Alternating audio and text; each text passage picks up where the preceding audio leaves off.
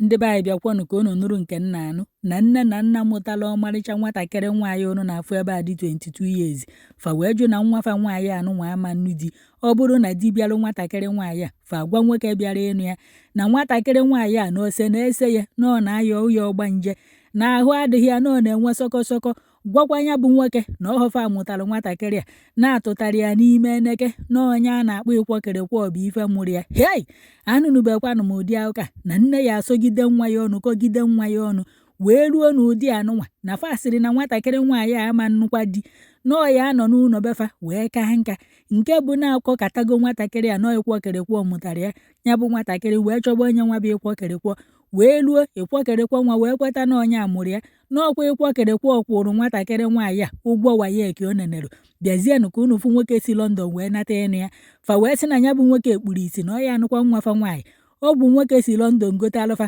fasị na ọtụsasịa na nwoke bịara igbufa wee jee tụọ nwoke na-alụsị nke bụzi na nwatakịrị anụnwa gbapụrụ n'ụlọ wee gbakwuru ụmụnne mama ya unu amakwa na mama nwatakịrị a ji ndị VG na ndị uwe ojii wee jekpụrụ ụmụnne ya ndị nwaanyị wee na-akọwa na nwatakịrị unu fụrụ ebe a na oje gorigoro tụsasịa ka ọnwa ka ọnwa duto ka mmi ya si asọ ya ọnụ na ka o si akọ ya ọnụ biko nu nwaanyị a si ntu akọ nwa ya ọnụ kedụzi ife onye ezi ya akọ nwa ya na ọ fụzie ka mama ya si wee na-asọ ya ụdị ọnụ anụnwa unu ya bịakwa ka unu gara na nya bụ akụkọ na otele aka ịbụrụ onye nne na-akpakwa ụdị agwa ọjọọ akwụsịkwa ya na ọ dịghọ mma amaghọ nna mma sị na ịkwọkịrịkwọ nwa tụgharịa ime nwa ya nwaanyị a ike na o nwere nkwa ịkwọkịrịkwọ kwerie na o mezuozi ya bụ nkwa nwaanyị a wee buru ya bụ iwe wee na-ebusozi nwa ya nwaanyị nọ na be di ịnọrụ n'ụlọ be di na-agwa nwa ị mụrụ na ọ di tụgharị ya ime ya na ịkwọkịrịkwọ ọ mụrụ ya ọ ha alụ ka nke a bụ so ọ nọ na di wee jekwuru ịkwọkịrịkwọ wee mụọ ya nke then ọ na-akpọ okwu onye anwụ ịkwọkịrịkwọ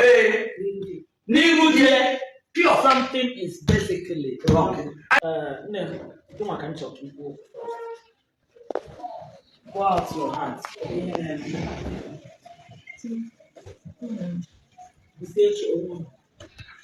How old is 22 years. 22. Okay, my family that way, and all my sister, and one new one, we connect me. So at the end of the day, the boy see London way better.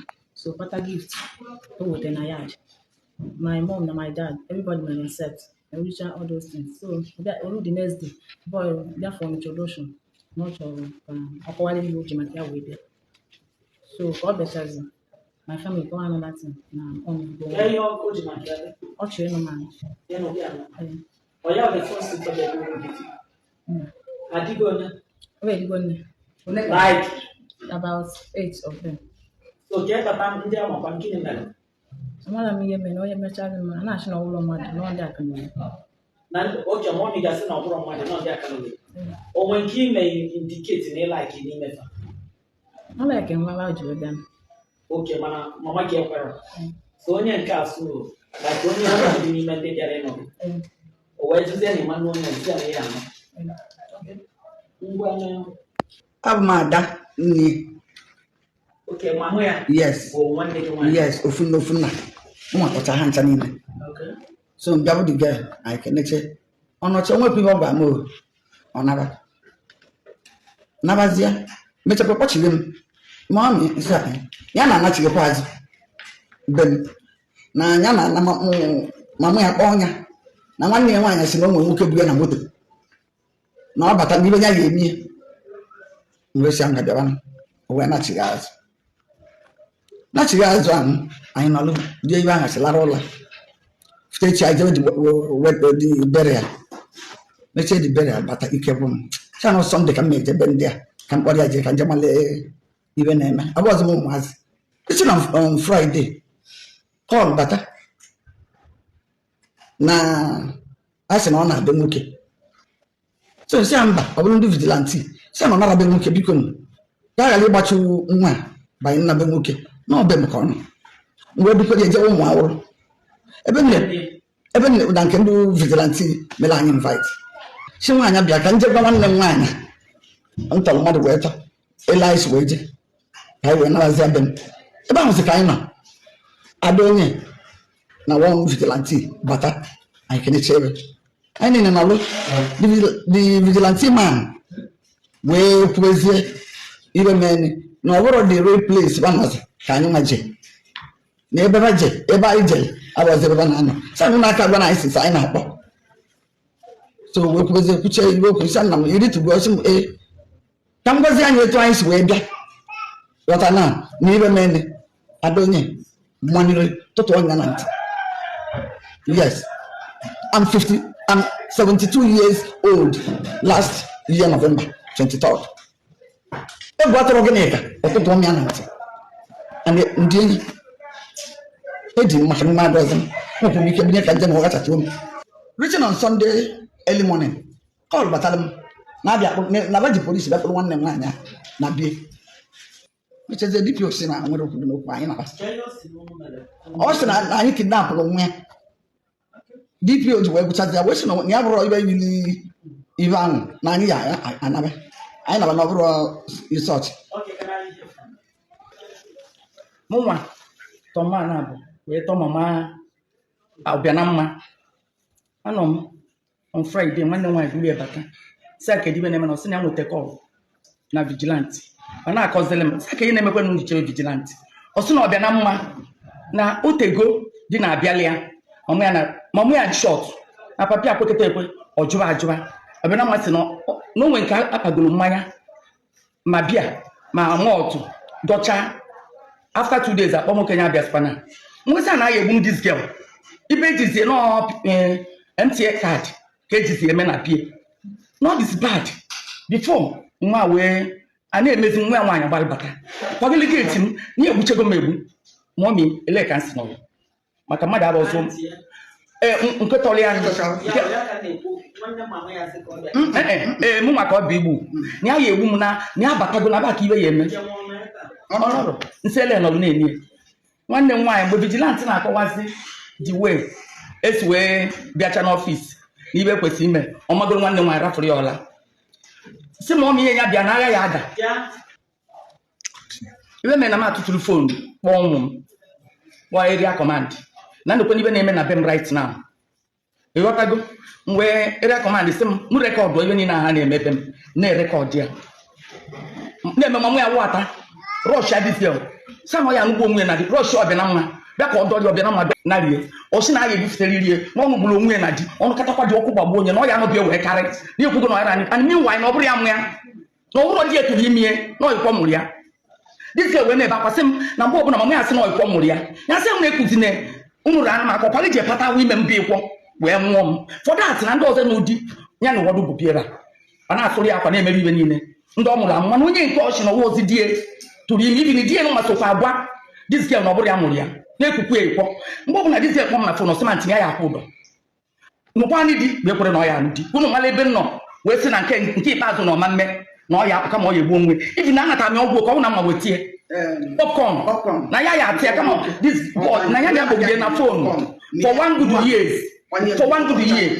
na agọtibe na-ekwu for one good year ka anyị na onye a na-eme ka ọ na-eme vidio ya na ụmụnye na-eli ọfịs this man wee batazia ka ọ nụọ ya ewee gwa ya na ukwu ya gbagọ na ọ mara ekwu okwu na omego old na ọ bụ 65 years ọ bịa na mma wee na-agwa m na ọ bụrụ na ya nụrụ this man ya ada mmiri mmụọ nwesị na-eme anwụ na ihe anụ this man n'ilugwu ikwu ọnụ gị ịlụgị ikwu onye ya anụ gị ma nwa ya wee sị na kama ọ ya anụ ya moto egbuchie ya ezi nwesị na ọ ya anụ ya na na-abụ na amụ mmadụ ọmụtọ ma na-abụ wee tọgụ ọnwụ na nwa nwoke anyị nọ anyị ejebe nna anyị kerie nye kama dịzie ya ahụ ibe ọnwụ nọ ikwọkịrị kwọkọrọ ọnọkụ ọsị nwa ya hei na ịkwọ m eme lọv nna na ọ were gị na ọ na-eme lọv karịa daadị inye nwa na-akọ iwe ntị m chie nsị a bikọs na ọ bụrụ nna gị ma owu na ịma na dịcha ndị ọzọ na mma ka ịnọzi bietana na-asị enough is enough na mụ wee leti ikwe anwụgonu ibi na ọnya nyere ego wayek ụmụ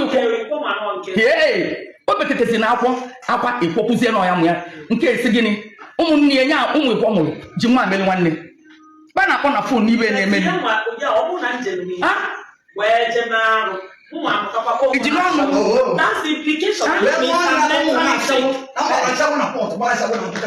The implication bụ na anọ m na on give the first mba ụmụ m si na enough is enough emegosi ya bụ m na-eke ya akparịa m ya bụ m na-esi akparịa m na ya ya eji arụchi gbuo onye gbuo ezinụlọ ya atụ ata m nzu so ibe anyị na-ekwu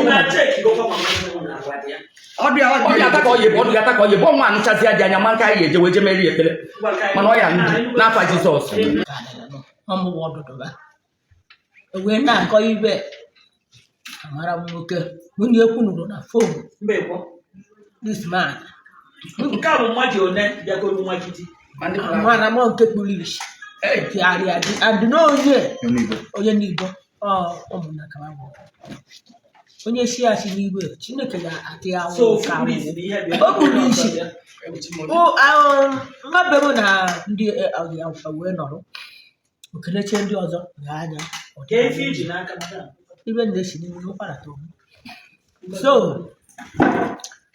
isi a ka ọ sị na nwoke na-enye alaikimere osi wee nọrọ ụnụ ya kọrọ sọnten iwe okwuzi wee na-apasa m wee sị na nwoke nye-emu 2.5 onye Chukwu gọzie gị onye gọvanọ kalịrị na madam ikwusigo ka nụ ihe ka ọ ga-echefudo dị madam kedu ebe akụkọ ịkwọ si wee bịa Onye bụ ịkwọ? ọkwanye mana onye bụ ịkwọ onye ụmụnna anyị ọ bụrụ akpọrọ ya mana onwe nwa gị kwuru na ị na-akụ ya nwa ịkwọ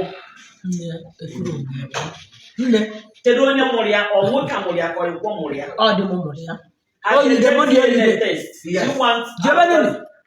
anyị jebe jibe niile ma ụnụ chọọ n'ije so mmadụ nọkọta nnọọ jepata ime n'ezi okwuri aba ahụ ibe a dị na-alụ bịa na-esi na akpọ gị ịkwọ ọ sị na onye bụ ịkwọ onwe ka isi jekwuru ịkwọ kedu ihe ịkwọ gwa gị mgbe ịkwọ dị ndụ nọọ ya tụrụ ime gị ịkwọ kedu ihe nke ka gị na ya si mekọ mgbe ọ dị ndụ asị nna na nwa onye bụ gị aka Oge ọ nọ na-alụ ọkụ m na-enye m. ee Oge ọ nọ na-alụ ọkụ m na-enye m.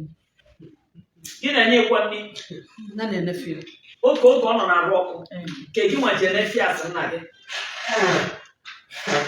papa gị nke a sekọnd papa ọnwa idi a ị na-ejebe ịkwọ eretie Mba. o nwere idea ọnụnụ ọnwa idea na mama gị na-agbọ gị nwa ịkwọ Ee, ọ na-anọ m ọmịa na-esi. ọ na-anọkwu agwụgwụ oge ịkwọ Ee. ọ nne ka mgbe ọ mụrụ ya panya anyị nke n'anya apịgburu ya di m na-ete ngọ ma akwa ọma n'azụ palịja ngọ na nne Igbo aja ọtọ ka wetalide awụ na nta ụmụ ebe anyị guzo atakwukwe m awụ n'ụwa ka ihe kpatara iji wee sị na ịkwụ na onye ahụ anụ ya ọ wụrụ ya kwa nne ajikeshọn ka a na-egbo m kedu ibe ihe kpatara iji si na onye a this guy amanụ nwa gị ibe ji wee shi nne ka ụnụ ụlọ ya kọsida nwere onye ụwa maazị ịghọtago onye kwu okwu ụlọ dere ya onye shi ashị nwere ibe mma ala ele ụlọ ụwa ọbụba aba je n'okwu polisi nwere ka nje ama akwụkwọ ọ bụ ụzọ wee jekwedo maka ọnwa nne m kaba awụ ịghọtago nke onye kpọrọ ndị vigilante anaba nnachi ya chọ ọchịchọ ka nnachi ya wụ ewu a sị na akpọrọ nwa gị bifo akpọba vigilante bịa na nọ na nke ya siri niile nna anọgide m ka abịa Mgbe achọrọ m ikwu okwu achọrọ m ikwu okwu inye n'ele m aka anyị fụtara na-achọgharị ya chọọ ya na nke nwanne ọga m bụ Enugu anyị awụrụ ya mgbe egwu ya lesiri anyị ya ebe na anyị aba amara maka ịkọlịka ibe na akwụkwọ adịghị gị ya bikos onye isi dị mma abịa akọcha nwe ya akọsịda ibe so ibe na-ada adọbuye ọdọbuye dọnye ọfụma so nke nwa bụzi onye na-agwazi onye a n'ihu nwoke bịara eme ya na rịkọrịkọ dị ya a sịrị m na ihe ọdịda adọbugo dịje adọba ya kpatara ị ga-eji ọgbanje na-emekwe ọ dị mụọ rizin ị ga-eji kweta ka ọrụ kwụ dị otu siline na m na-etinye ebe ọ bụ na ọ nwere rịkọrịkọ nwa ọgbanje nwoke nabata arụgo onye ọrụ ọgbanje chedị ka agụcha okwu na-etinye m okwu n'ọnụ onye ewu nne m mgbe m onye na-edo ọganza ọ nne m ka ọ bụ nne m na nna m abụgo andụ nwere onye ya na-agbaziri m onye ka njidere nne ị gwara ụmụnne gị na nwa gị na-efunarịkwara gị arụ adị akwana m na-awụrọ ka deni manya unu na-amụ amụ unu na-amụ n'owu so ka ibe nwa na-eme m nwetara m onwe m so nwekwa ibe m maara maka na okwu na ya ga-anụ onye a so onye afọ anụ ya nabata agwa m okay ịnụgo nke ihe a na-ekwu ya mgbe mgbe ọ gaghị na-ekwu na ya na gwa m na akpa na fon mụ onwe ha anaghị m eji anọ ya kwuhe a na-akọrọ onwe ha na-anụrụ onwe ha garị na o ruo ụbọchị agwa ha bụ na onye ya anụ ya na ya anata isha ọrụ ya bụ Fraịde ọ Saịde ọ gaghị bata Ikenna bata o ji mgbede abalị bata Chidugbo ọkụ na-enwuchi nke anyị mgbe na-ele n'ihe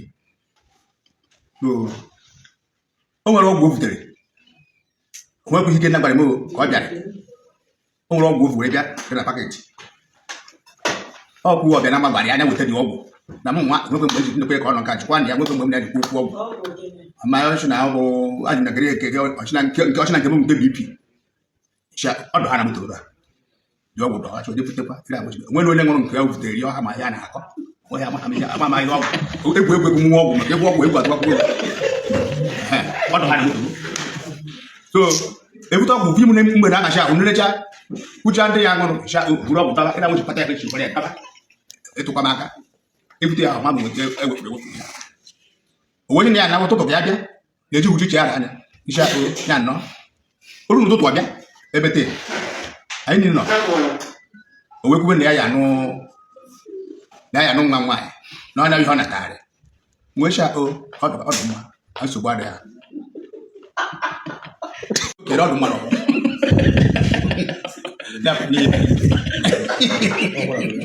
ọ da mfe ya bute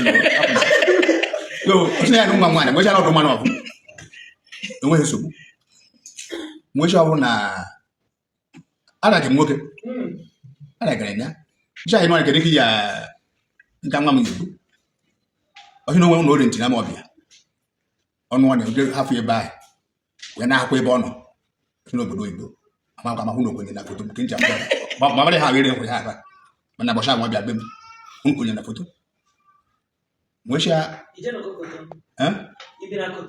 achị na mahụ na pikchọ ama nweghị nke mmadụ so nwechia ọba ma ọbịa ka ya anụrụ ya na ịnụta ya nke ọnụ ya ịnụta hafụ ya na ma ọbịa ọwụchịwa na ọnụta ya dobe na ama ọbịa o jere Lagos durata nne ya hafụ ha na nwecha nne ka ọnọhị na-abịa nne gị ya anụchie ọchịmba nwecha gwa n'ọdụ ụnụ ma amụhụrụ n'ụlọ ụnụ dị mkpa na-ese mana ha na-ese anụchagbo nwaanyị o nwere ụlọ nna ụlọ rụrụ wee nwụọ sinsi ncha kere kpata na okwu onye n'ime ụlọ ahịa enwe ike mbịa baa be nna ụlọ ahụ dozie nya ụlọ na ihe ahụ ọrụ ya ebe 50 years ba dị ụlọ were ahụ ncha na ọ bụ na iruzi nya ụlọ ma ọ weta uru nụọ nwaanyị duru nwunye gị duru aga n'ụlọ hapụ ebe ahụ mgbe iji jecha bata nwa m ama na ị na nna ebe die ọ na-eji ka ọ yekwu ha ọchị na ọ ya eme ọ ya emie o nwekwu nwanne nwoke gbara ya ncha na ihe onye gbara bụ eziokwu na anya magbofu gị ụdị ihe dere fọ ya ga-edozi ebe nna ya na agbadịkwa okocha na onye n'ihe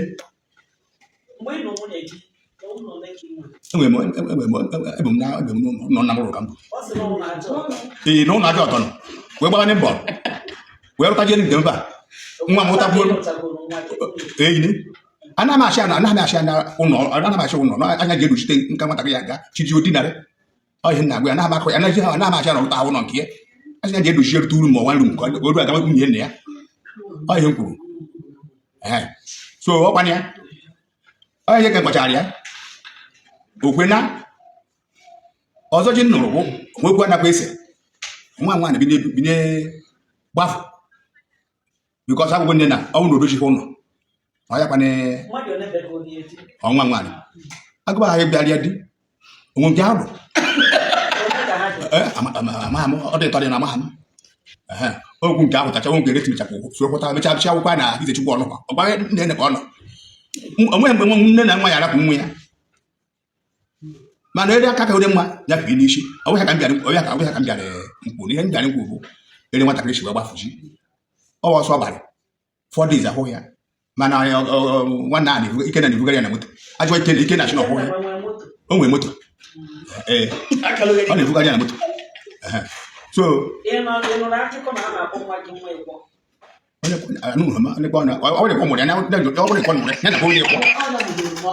bụ na ọ mụrụ ya ọ bụ na ọ mụrụ ya na nwunye kwọ ọ bụ na ọ mụrụ ya taka matama onwe ha na-ama onye ọchị nwere anya mgbie a na-ama azọ nwa abụọ ọmụmụ. Okay. So I came back to Nigeria 4 times last year, between January and June. So by July, my cousin Azuka now introduced this lady to me. The elder sister, Ginika, met my cousin and told her that she heard that I'm looking for someone to marry. That she wants her sister to marry me. So Azuka now informed me. Okay, let me see that picture. Let me see that picture. When I saw the picture, it's okay. Let me find out who she really is. Because Where do you stay? I stay in London. London, Peckham, Camberwell area, Southeast London. So I said, okay, let me find out who she is, if her character is good. So we started chatting. That first month, I now asked her, I said, what are you doing? What have you learned? She said she did secondary school. I said, what other job have you done? She said she learned, is it clothing business in Port Harcourt? I said, okay. That was the first month too.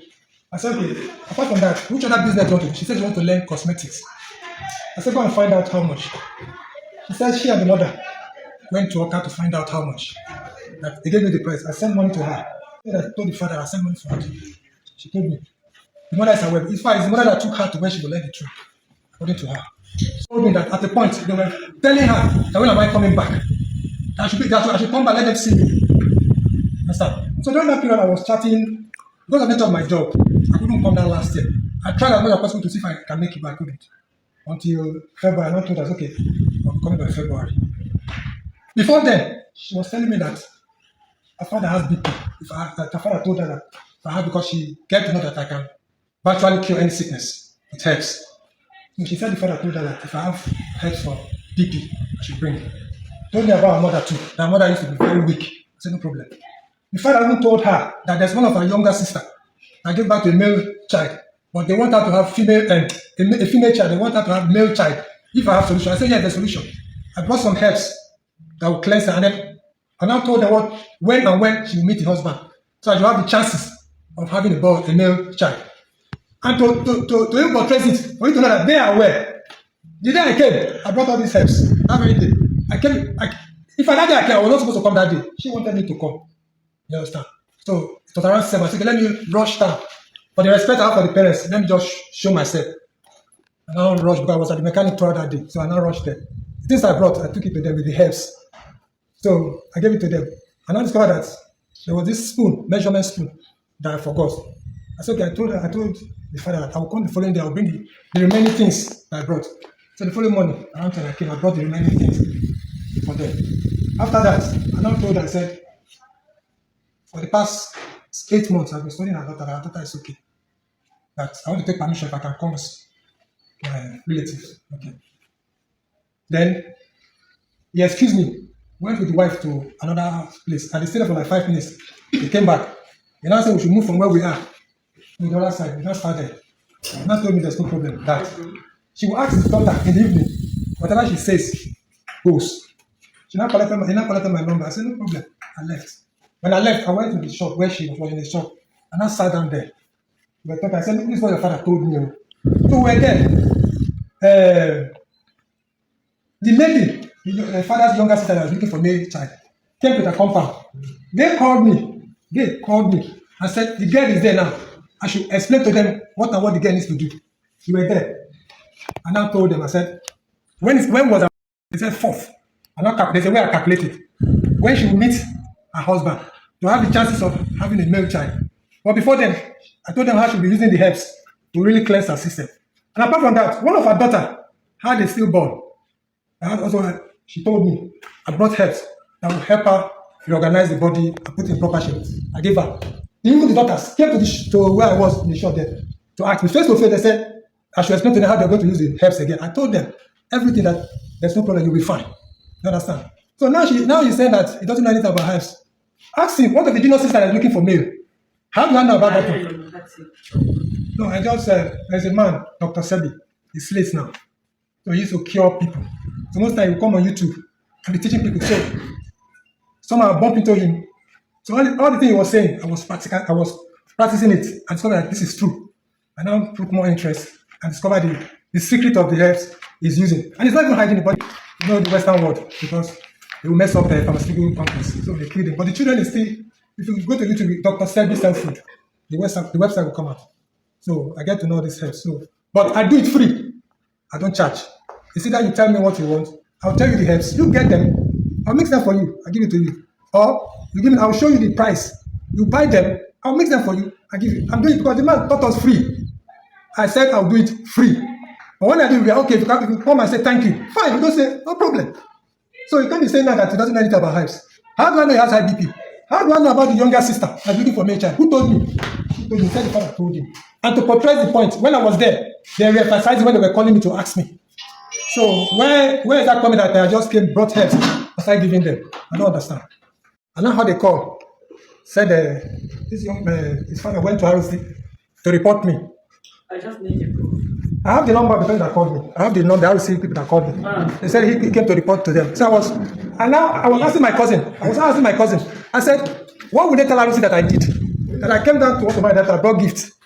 Is that it's an offense? It's a criminal offense.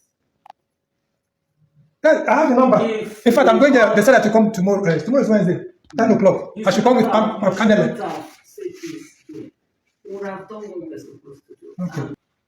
mgbe onye gị na-anakọ nyere gị ego ji wee jeje ọwụzụ abịa kwa mụahịa nwere mgburu ji wee kutebe abacha mana o nwere ego nyere Ọ bụrụ na ọ dị underage, na-enwe right implement nke ahụ na-ekwu. She is 18 years. And gị nwekwugo ụnụ ncha niile ekwetara na ndị mmadụ abịagoro eti bịara ya. Ọ sị na onye ngwụrọ ga na-esi n'ụlọ ịrapụ ya ejem. Ọ sị na ya nụrụ onye ọnwụọ, ọ ya anwụkwa, ọ ya eje n'uti. So that's the stand. Ọ mara ebe di ya nwa na-agụ ya, na nwoke a bụ ife na-agụ ya. You people should allow her to get married. One impression nwere ebe a. Na ndị mmadụ na-abịara ya di. And otu mama ya si kwuo okwu ebe a. Nwa onye lọvụrụ nwa ya. Ifu n'iru ọra. Ị marọ ndị anyị bụ. Ọmarịcha nwa dị otu a. Ịgwa anyị na ọ na-enwe lekọlekọ. Gwa anyị na ọ dara plate. Ị nọ n'ime ya gwa anyị na ọ na-enwe ọgbanje. And n'ilugodi ọgbanje. The thing bụ na ịgbaghasị gị ife niile nne ga-agbaga. Ene mi sef ama gbagị ya. So gị mama ịkwọ nwa ọ na-akpa afọ ọ sị na ịkpọrọ ya ọ bụrụ na eziokwu ị ma na gị na-ekwe endro well because there's something na-afụba n'ebe a nọ ọ na-aga nwoke na nwaanyị mee ife nwaanyị na-eme ọ tụwa ya ime ọ hate the man o were the hatred so nwa the man transfer it to the child and that's exactly what she's suffering. So ọ sị na onye aga we must support her to man. And biko unu mechaa marriage unu ga-abịa ka anyị mara ndị dibịa nwoke ọsị na-arụsị nwa kwuru